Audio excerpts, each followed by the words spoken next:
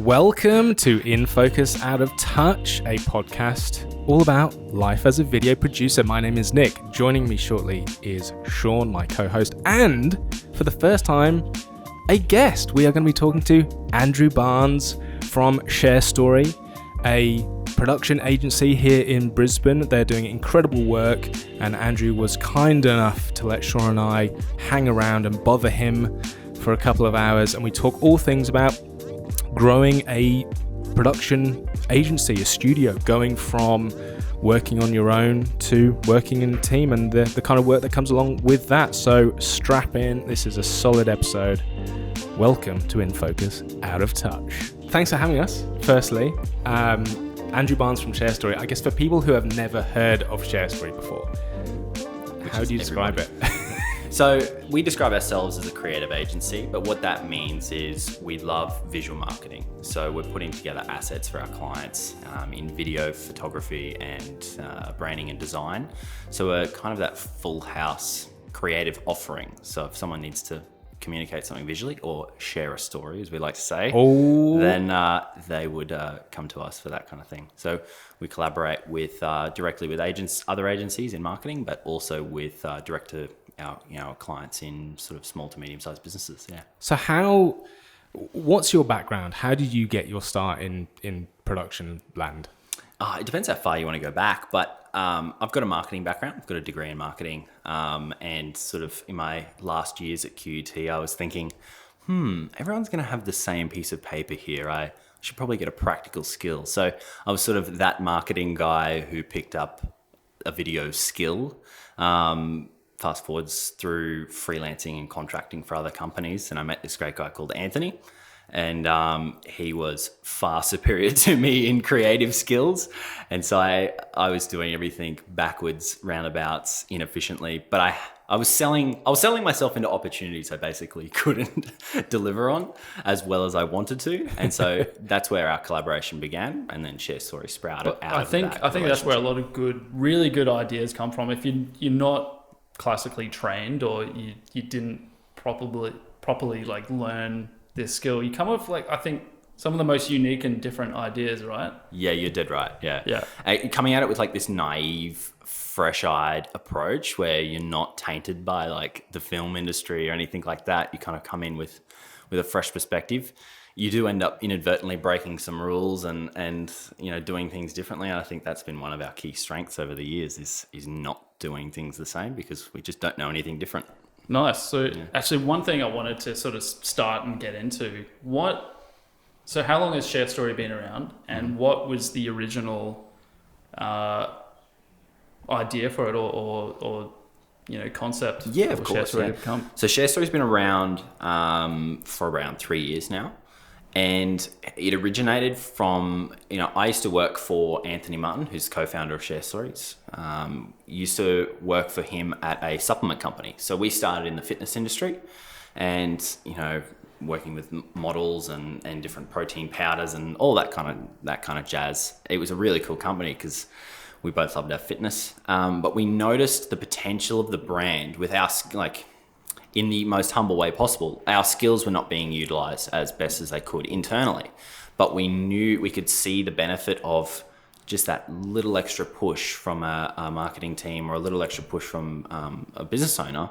You could pick and, you could put this advertising agency into other companies, and, we're thinking, shit, if you had better marketing here, this product would just erupt, or this service would just go bonkers. And so we kind of saw the duality of our skills, Anthony being a really talented creative and post producer as well, and then me sort of on the front, having that strategic marketing background and also knowing how to press buttons on a camera when I need to, that we could, transplant those skills into businesses that needed us. So we thought, let's spread our wings and take this to our own deal. So we left that company, started we originally thought we were going to be contractors. We didn't, ShareStory wasn't the vision. It was, we just thought we were just going to contract or freelance under our own little personal brands. And then we just realized the power of having a company or a brand in itself as an agency, and how much trust that built with high value customers. Yeah. And we thought, no, we've got to do this. If we're going to do it, we've got to do it right. And so ShareStory sprouted out of that collaboration. So how, when you first started up, or you started calling yourself collectively ShareStory, how did you get your first clients? Yeah, so we had, obviously we had that. I had a freelancing background. Anthony had a great portfolio. He'd worked at Queensland Reds, then Cyborg Sport, and I think a few other bits and pieces here and there. But we had portfolio. We had portfolio, and we'd put together a fair bit of gear. So we kind of had a good look already. You put together a website, put together a portfolio, and you just go out and start meeting people, I guess, based off who you've already worked with, and just gradually build relationships.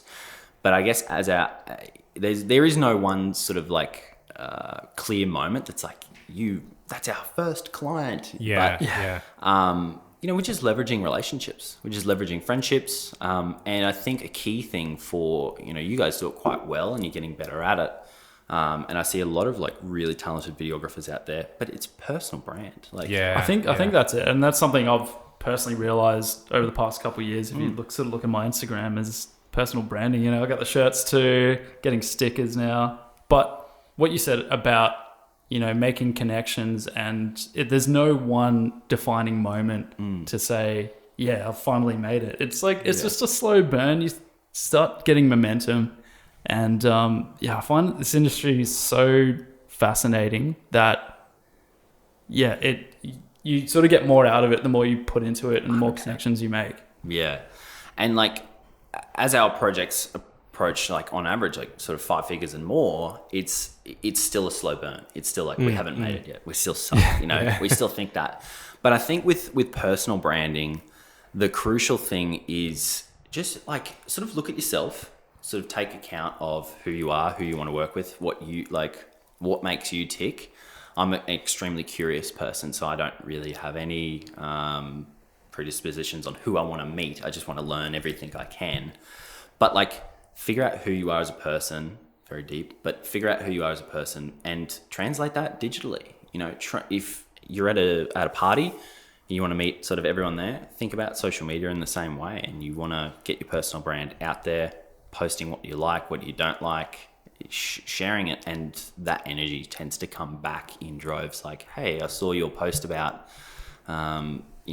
creative integrity the other day. We really feel the same at our agency. You want to catch up for a coffee. And it's sort of like, it doesn't ever really go out with an intention to come back, but it always does. You share your story and someone's going to find it, and it's going to be sort of that organic relationship builder. Do you think like creatives and video producers, what do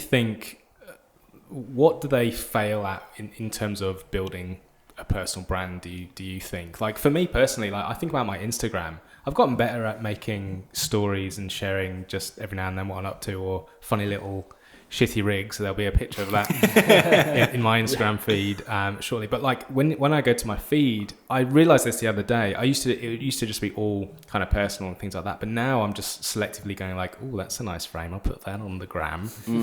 And so do you think like building a personal brand, should you be thinking about social media as your portfolio as well, or is it just put this is you, this is you, this is you? Well, I've always had a clear distinction between my businesses and my personal brand, because I think there's two different audiences. There's someone who is looking on your business as a portfolio. Like, do they have good looking work? Are they legitimate? But then your personal brand is this weird, muddy area where it's like you're sharing a bit of what you love about work, a bit of your home life. It does get a bit grey area there sometimes, but I think a lot of creators aren't putting out enough, and we don't even put out as much as we could be. And, and I feel like we're going to start talking about perfectionism as well. Like, we all suffer from perfectionism as creators, and we want to make sure that anything we put public, it's like, no, that's not my best work. This is my best work. And we want to make sure that what we put out is at all times as good as it could be. But don't let it get in the way of a good story, or don't let it get in the way of a good, message. If the photo is not too great, or, if it is a shitty rig, reframe it in the caption. If you're standing behind a weird camera that you think you shouldn't be proud of, be like, well, I make all my great work with whatever gear I have at hand. So you can always repurpose and reposition something. That's what I always think. I'm thinking about key moments that are on my probably social media from like 2 years ago. And one that comes to mind is, we were on this shoot. I won't say which childcare brand, but they'll know if they're listening. And we have so much fun in these shoots, but it's total chaos. So it's a shot of me like crouching in a bush with a Ronin, and then like all these kids running in the foreground. And it could have been one of those photos that you're like, oh, I'm not going to post that because that's too chaotic.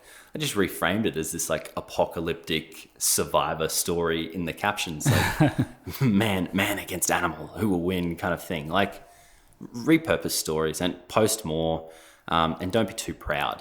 That's it's so easy to just work on the business and get that social media fatigue and not post anything for weeks on end. And I'm very guilty of this. And you definitely, I definitely think a lot about too much what I'm posting. Is this good quality? Are people even going to give a shit about this? That's a good lesson though. Embrace the shitty rig. I know. Embrace the shitty rig. Yeah. Embrace it. I just said off air, but you use the shitty rigs to get the good rigs. Like what you're going to try and go around the process, embrace it, run through it. And another thing that we've found is the fact that from the start, we've kind of had that polarity between business and creative at ShareStory, sort of me representing the business and Anthony representing the creative. I've always built conversations with people on a business level first, and then a creative marketing level second. So you get to know what they are.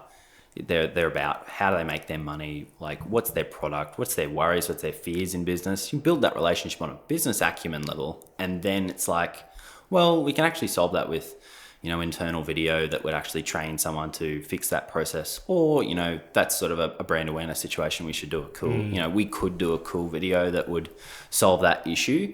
But what I'm trying to say is business owners don't really understand anything that we do. I think as creatives, we get too carried away with the technicals. We get very carried away with the art of it. And then we forget that our target customer has absolutely no friggin' idea what we're talking about. And to be frank, doesn't care. Doesn't care. They don't care if we're shooting in wide dynamic range or C-Log 3. They don't care. They're like, fuck, that video looks great. Have you got a drone? I'll be so surprised if you get a client getting back a video what, this is bullshit, that's not 10-bit video. Exactly.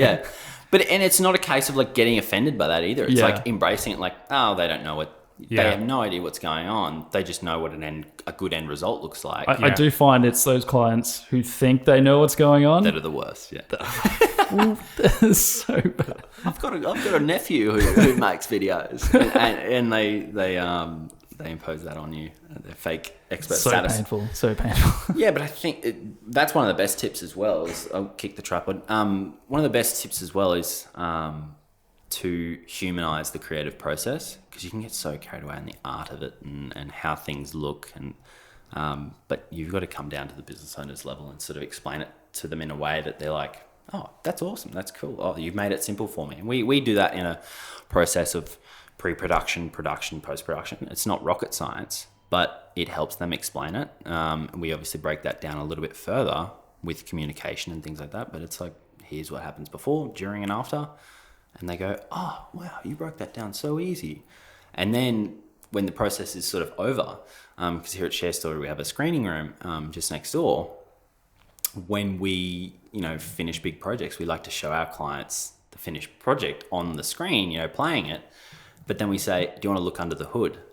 And it sort of really shocks them and surprises them when you show them, imagine your best Premiere timeline, and you just show them every layer of sound design and every layer of, video files. That's genius. Pretty good. And they go, oh my God, wow. And it sort of that's the kind of conversation and thing you can show them after the fact, that if you tried to explain to them beforehand, they would be like, you guys are absolutely crazy. You don't get me. I sell cars for a living, or I do this for a living. That doesn't make sense to me. Yeah. But what that ends up doing is building a really great relationship going forward. Yeah. Because they go, oh, now I understand what you're going to do with this piece of footage and this piece of footage. Yeah, And sort of- especially your money editing for future projects. timeline. yeah, exactly. Yeah. Your editing timeline, it's just chaotic there. It's like a good visual representation for someone to sort of get, like who's not in that field, to get an idea of what those layers can do, what work goes into that. Especially when you said, Andrew, that no one really understands. Like, Sean and I have talked about this at length. Like, no one really still understands video. Yeah. What it is, what it can do generally. So the fact that, and I feel like if people come to us and want videos, you sit there, you make a video, you give it to them. Oh, that's fantastic. But there's been no education about it, so they still don't know what's involved in that process, or why a video costs what it does sometimes.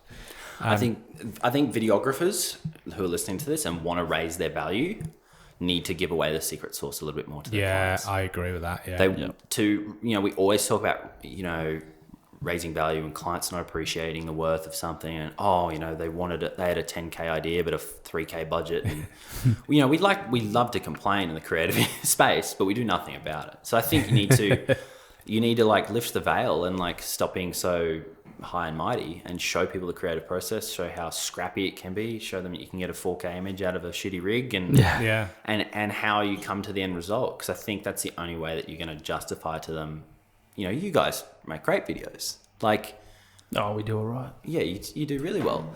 But it's sort of like, you got to show people how much work you put into it. Yeah. Yeah. Because, when, like I said, they don't understand. So when you put on a quote for post-production, I'm not sure how you guys quote, but for 30 hours, what are you doing for 30 hours? And it's like, okay, let me break it down for you. There's, we've got to select the footage. We have to edit the footage. There's music selection. Yeah. There is copyright-free music. There is non-copyright, music. Yeah. So I don't need to tell you guys that process, but just lift the veil and share more to raise your value, because it's like, okay, now I understand why there's 30 or 40 hours on a quote, instead of, you just knock that together, can't you? So is that something that you've always had in the back of your mind growing the company, Andrew? Because I see a lot on your social media, you do like awesome monthly wrap-ups of your work.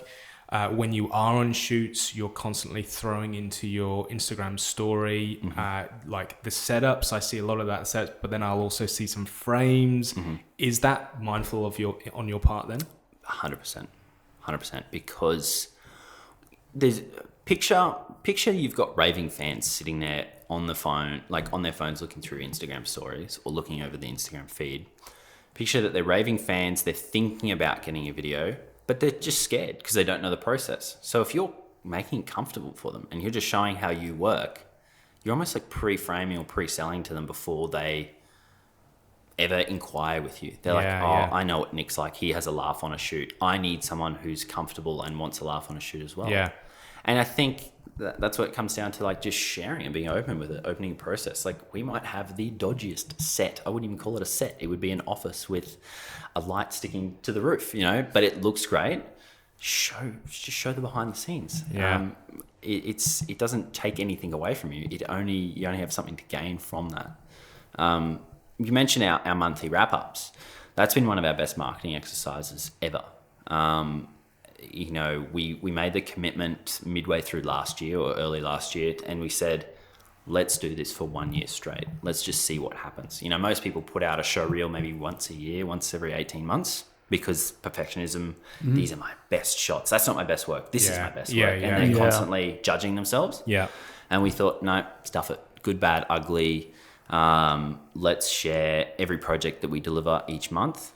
And let's also turn the camera on ourselves periodically here and there to get pieces to fill it in and show people our personality as a team. Amazing feedback. Yeah, basically, by the 6-month mark, we had people going, "Where's the next one? Where's the next one?" Oh, wow. That's cool. Yeah. It was almost like being a famous YouTuber. You're like, we've got fans now. It's a really odd feeling. That's really cool. So, instead of going the one show reel a year type thing, you're doing it monthly. Have you ever had a month that you've just felt like, oh, we haven't done that great work, or we haven't done too much. That's a lot of talking heads. Have you ever been worried? Just like, oh, is this going to be good enough to do a wrap up this month? Like, have you ever had that every anxiety? month? Yeah, very frequently, more than we would like to admit. But it's not that we haven't been busy. It's just like, you're on one of those one-man shoots where it's like, or you haven't even got time to scratch yourself, let alone shoot BTS and stories and all those kinds of things. So sometimes there is a bit of filler put in, and we, like we said, repurpose, change the story. Yeah. Not misconstrued it or be misleading, but repurpose the content, position it in a new way. And that's especially hard over like December, January. Like, we've been really busy, guys, but like we were busy, but not at our normal rate. So it's sort of, we made that, I know with the January reel, if people want to go back and watch that for a bit of a behind the scenes on that video, we thought, okay, let's frame it as we're coming back to the office after a holiday, which we didn't have. But, we're coming back to the office and we're getting ready for the year. There's probably only 3 or 4 clients actually shown in that video. Right.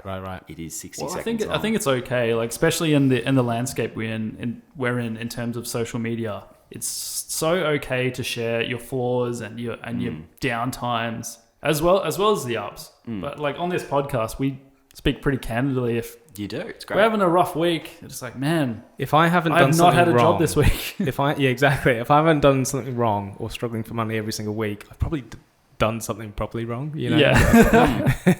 But like, I think you guys are a total case study for like what we're trying to say here. It's just like, you're not perfect. You're certainly telling stories that are a bit cooked here and there, but we're going to be contacts forever now because you just shared what you're about and I vibed with it. And pictured that, but every client you're ever going to have. Yeah. That's the ShareStory social media sort of approach for us in-house. And I would recommend it, I won't tell you our next plans, but you can catch up with our old stuff if you like. That's the way we've done things. That's why we've found a lot of clients and grown the business. Yeah. So how long was it until you were like, let's go and move into a proper studio space? Yeah, great question. So it's been a gradual process with us. We were very lucky and fortunate to find a great landlord. This is about... So the origins of the business, we worked out of Anthony's living room for a couple of months. Yeah. Then moved to my parents' basement, and that was where we had like 2 desks set up, and it got very squishy there and uncomfortable. And then probably 6 months into the history of the business, 6 to 7 months, we said, no, we've got to, we want to present ourselves. We want to bring clients to the space eventually. And it was just a commitment to say, we've got to get an office. And at the time, we actually moved into this building and it was just this upstairs sort of area. So maybe 100 square meters, 50 square meters. And that was where we kind of started the business. And it was just a gradual process. It was not like you have the 450 square meter warehouse straight away. You slowly grow into it. And we started to take bits and pieces more and more. And that was where a great relationship came with the landlord.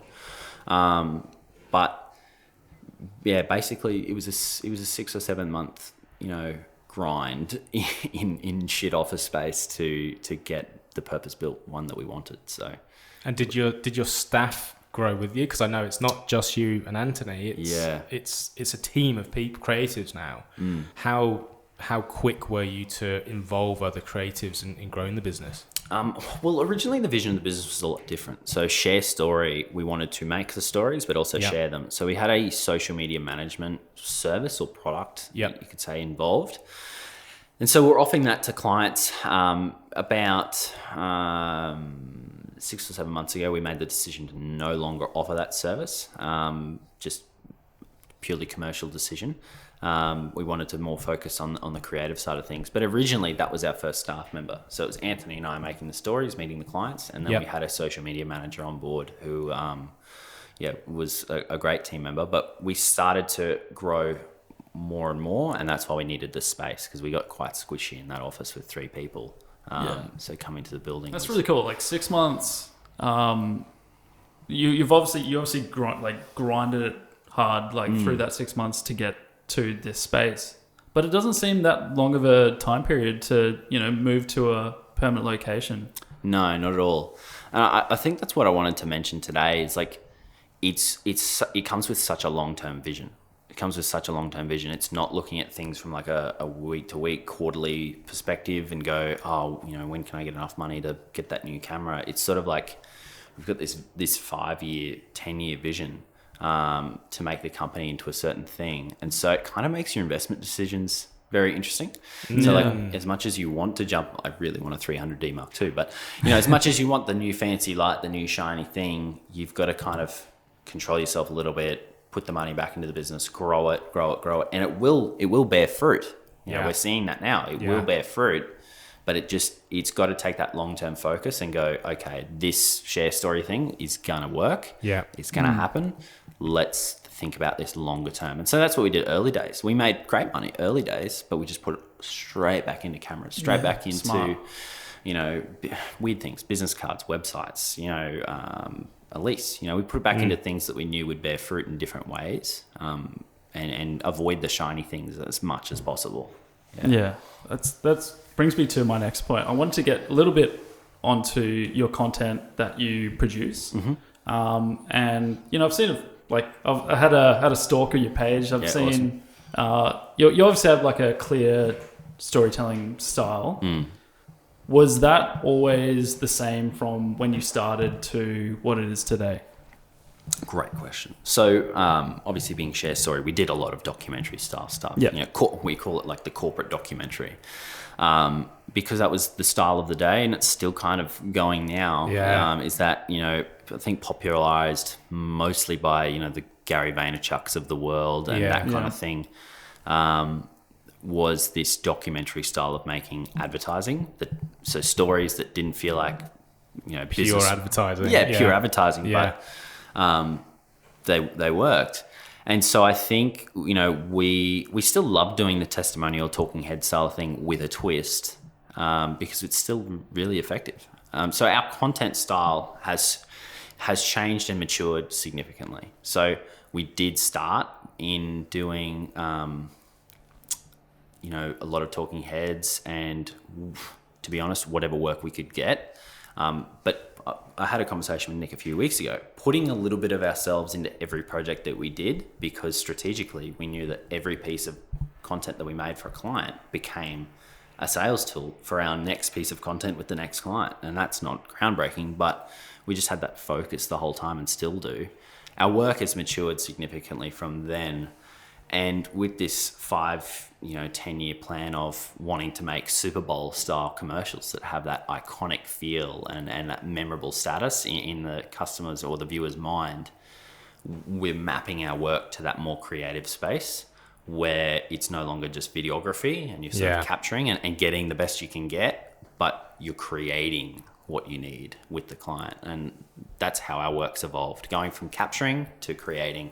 So if you could define that from where it started as corporate documentary, let's say, how would you define that work now? If you could give it a phrase, what would you call that kind of content? As in the more creative stuff? Yeah.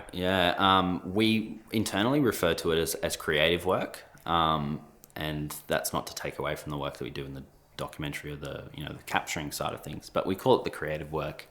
But high quality advertising, I can't call it TVCs anymore because we don't really put it on TV, but high quality advertising material. It's hard to frame. It's hard to pin down, especially as work gets more and more dispensed across the board in different ways. Yeah. So a recent project we did with GMD, which is like a gymnastics apparel company, fantastic client. We love them. And they came to us for a second campaign for their children's line of gymnastics wear.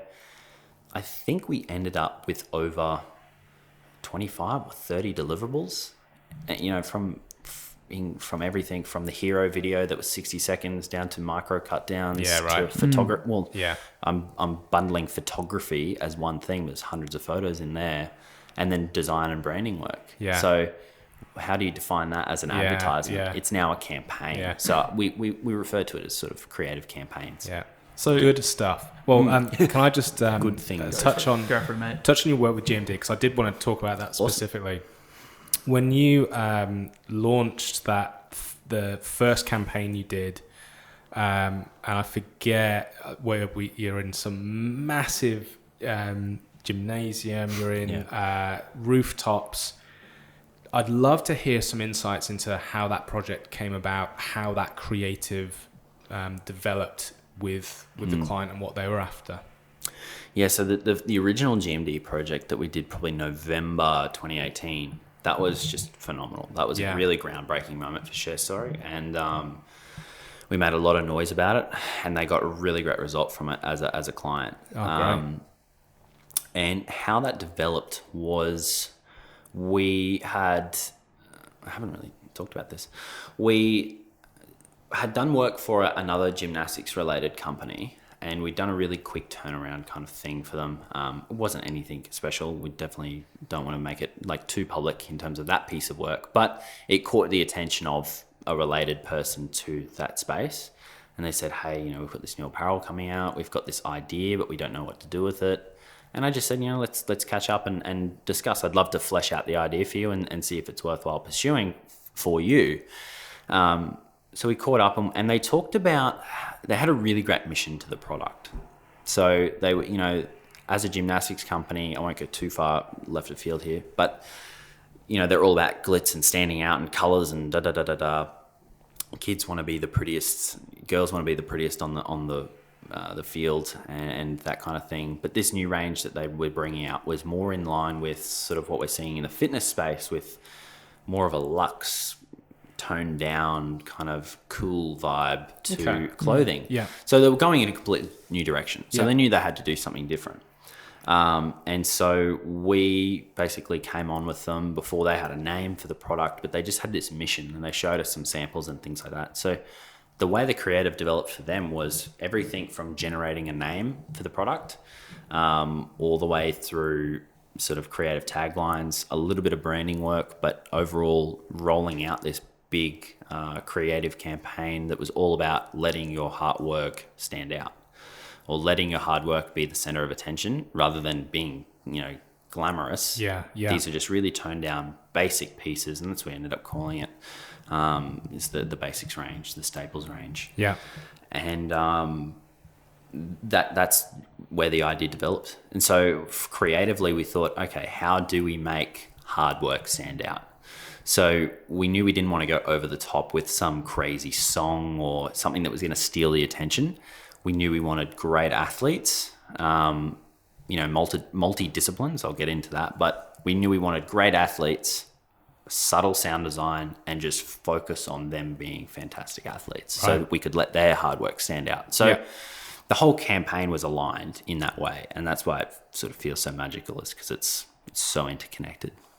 That's awesome. Man, the video was just so cool when it launched. Yeah, really cool.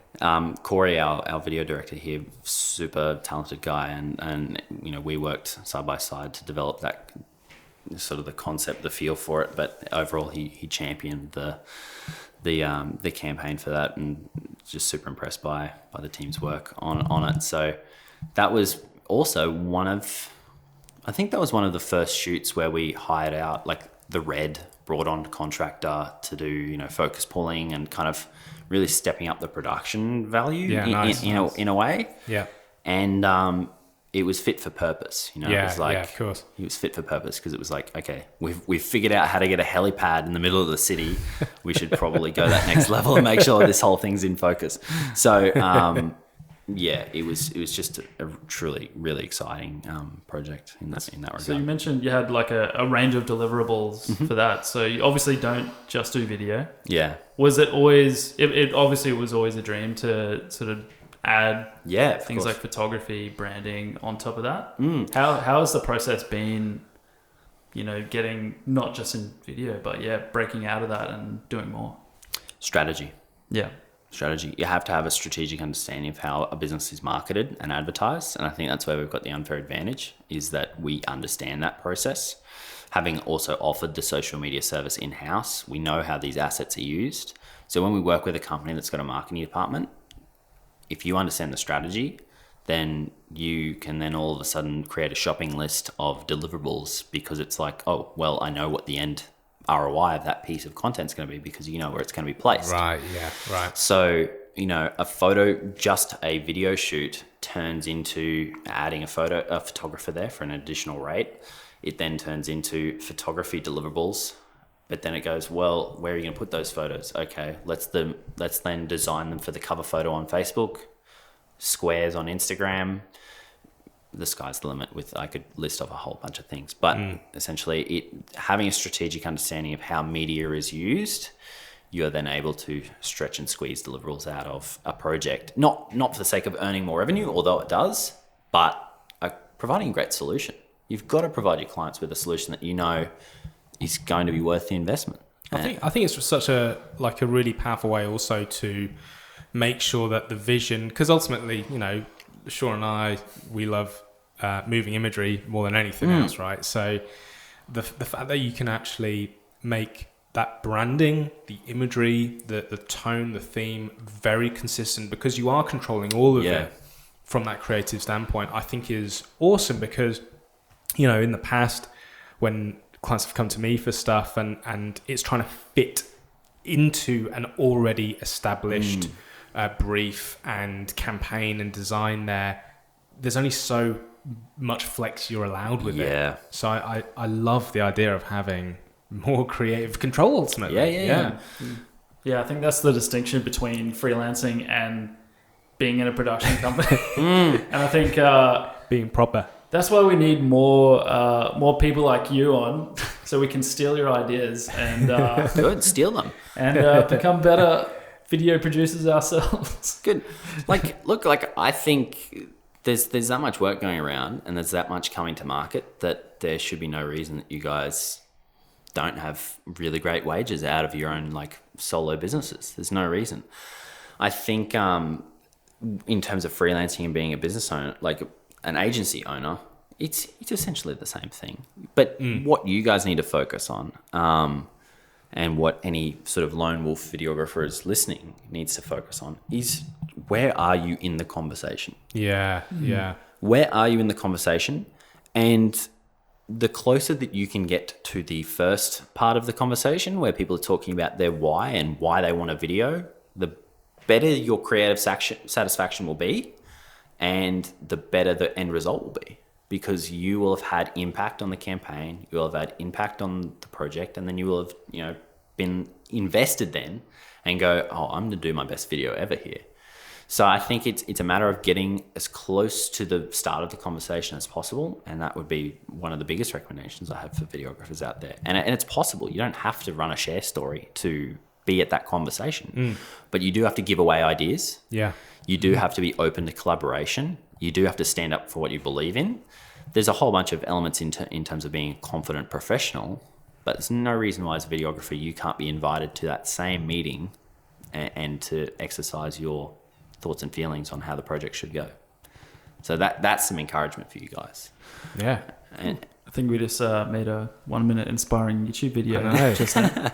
We get millions of views. Yeah, it is the case. You know? Definitely agree. Because otherwise it's like you've got someone who's not technically minded setting a 1 day budget for a 2 day video. Yeah, for sure. And all of a sudden you're sitting there stressed out like, oh no, how am I going to fit? How is my quote going to fit their budget? And how am I going to pull this off? You're on the back foot from the very beginning, and you don't have to be. Yeah, have a good conversation and meet your client, understand their challenges, and just go further than how long do you want the video to be? Yeah. I'm not saying you guys do that, but don't get caught up in the deliverables. Get caught up in the reasoning behind it all. Yeah. Yeah. Because it doesn't matter if they're a restaurant or they're a multinational construction company, they need to have someone like you in the room to be the technical advisor for how that strategy should be implemented. That being said, have you had a client come to you and they're like, we have this great idea, this is what we're thinking, can you do it? And have you sort of pushed back or changed a lot of that brief that they've given you and completely changed direction? Almost always. Yeah. Yeah, and it's Nice. a shit sandwich. But almost always, and that's the power of collaboration. Yeah. That's why we're sitting in a room surrounded by whiteboards.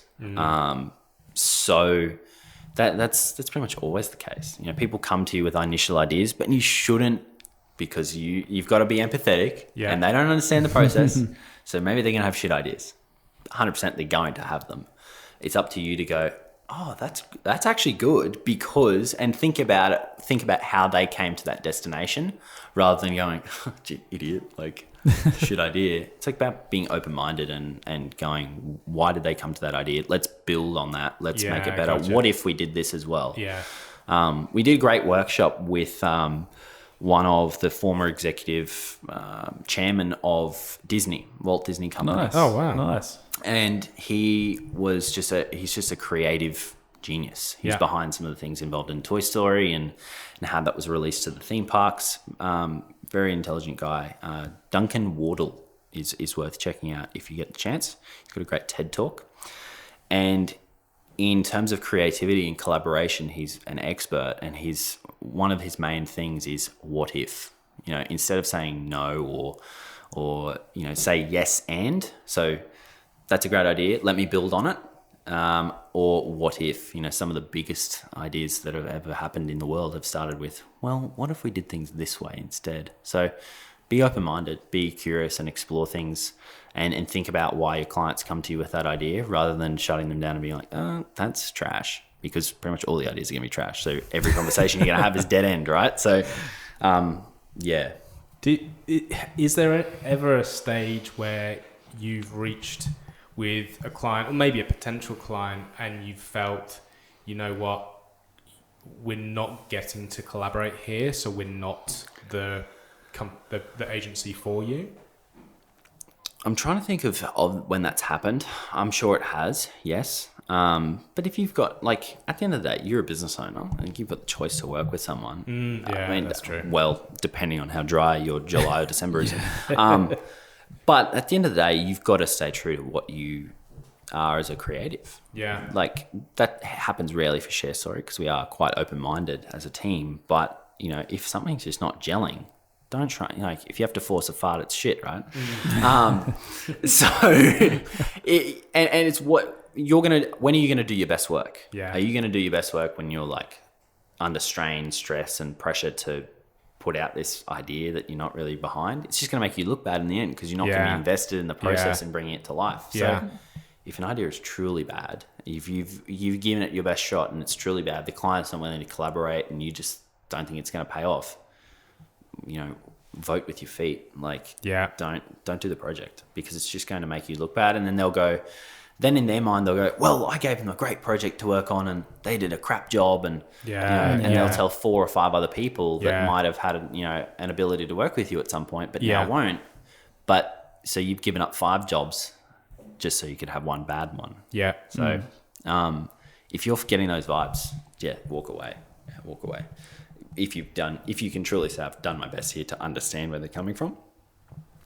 But if they want to do a walk and talk, animated, I don't know, I'm trying to add every cooked thing that's possible into a project. They want to do, a project that you just know is not possible, then you've got to be honest. It's that whole 80-20 rule, right? You get 80% of your income from 20% of your clients. Yep. And I'm sure you have a few big clients that are just bringing in bank every month, but every now you get those shit sandwich. You just lands on your desk, and you're like, "What am I doing?" Yeah. Wow. And sometimes you can get out of it and think of something different to do, which is good. Which is good when you get those light bulb moments. You're like, yes, where it feels easy, so much better.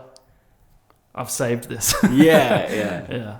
What's your guys' way of overcoming that? Do you kind of, when you get an inquiry that's a little bit questionable, oh my god, am I going to pull this off? What's your response? I usually just chat to Nick and say, "What do you think?" and then do the opposite. No, it's I think every situation's different depending on what it is. I'll just go away and think about it and come back with an idea. I meditate, go running. Yep. And I can find some of my best ideas through that. But at the end of the day, it's just collaboration, talking to your client or your colleague. And I guess that's a good thing about having a production company is you've got people around. Yeah. You can bounce ideas off. Yeah. and just sharing your story. So I think that's an interesting point, though, in terms of the fact that you do work with other creators, Andrew.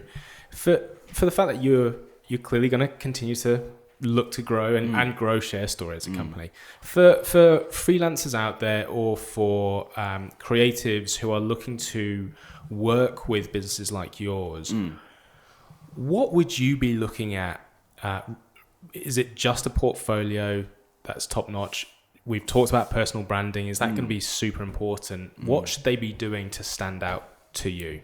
I think portfolio comes into it to a degree, but knowing ourselves, I've seen how malleable, flexible, and improvable our portfolio is. So it's not really, if you looked at some of our worst work and gauged our abilities off that, then you'd be wrong, because there's so many things that go into a project that ends up looking bad. It might be the client's input and a whole bunch of other factors, including budget and whatnot.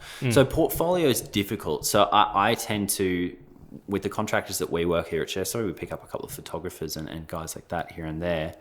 It does come down to sort of a trifecta of portfolio, personal brand, how well they're marketing themselves, how well they know what they're doing, but also attitude. Attitude. Like, I think we've got the creative direction fairly confidently locked down majority of the time. So we're asking sort of minimal input in that regard. We do welcome it, but we're not asking for an incredible amount. Yeah. But it's more so, is this person going to let me down on a shoot? How does this person make me look to our client? What's their attitude? Are they good to work with? Do they collaborate well? Because if people have brick walls and they go, no, I'm going to do it this way. And I met a few Brisbane creatives like that. I'm like, never getting my contract. Yeah, jobs. gotcha. But you got to be open to collaboration and leave your ego at the door and wanting to be part of the team. So I think attitude most important for me. Personal brand, how often they're in my face, because not to sound like a dick, but I'm busy. We're busy growing this business. We're busy, working with our clients. Can you keep up? Are you in my face all the time? And we've got a great photographer, Aaron. Aaron Ozdemir, Nero Creative. There's your free plug. Great photographer, but he's in my face all the time. Yeah, and that's why I pick him. Yeah. He's got a good portfolio. He's a good photographer, but he's got a great attitude and he's in my face all the time. So it's like, he's the guy I'm going to pick. Yeah. And it's not to start a popularity contest, but it's like, market yourself well. You're still a freelancer. Yeah. And I'm technically your target customer. Yeah. So I'd love to work with more creatives. Yeah. I feel like that's a fantastic answer, because I think it's easy for a lot of freelancers to become a little bit complacent when they do good work and they have good relationships with the people they've done work for in the past.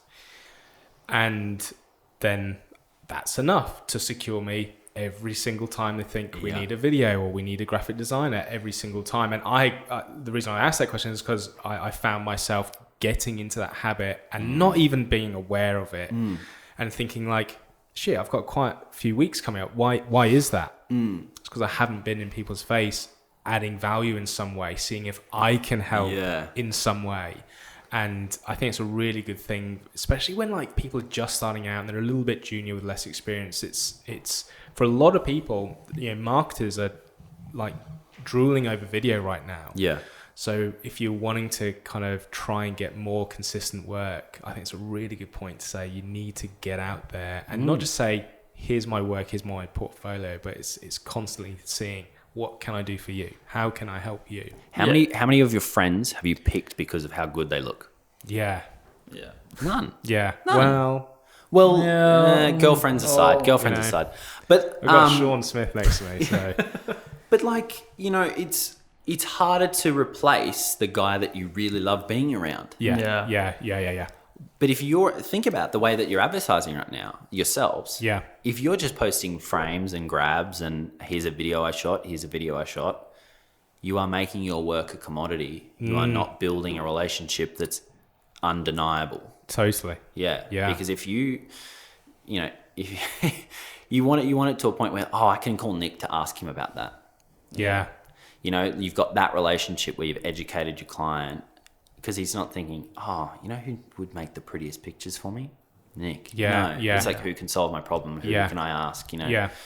Well, I think the original idea for this podcast is to just get in people's faces, right? We've got something we can share every week. It's taken 18 Market months. it more, please. Market it more, please. Until we've actually got in someone's and face. it's been completely our bad. We haven't marketed that much. I think, I don't know why. Maybe it's a little bit anxiety or, not. We didn't know what we were doing for the first year. We're just mucking around for the first 40 episodes before we got here.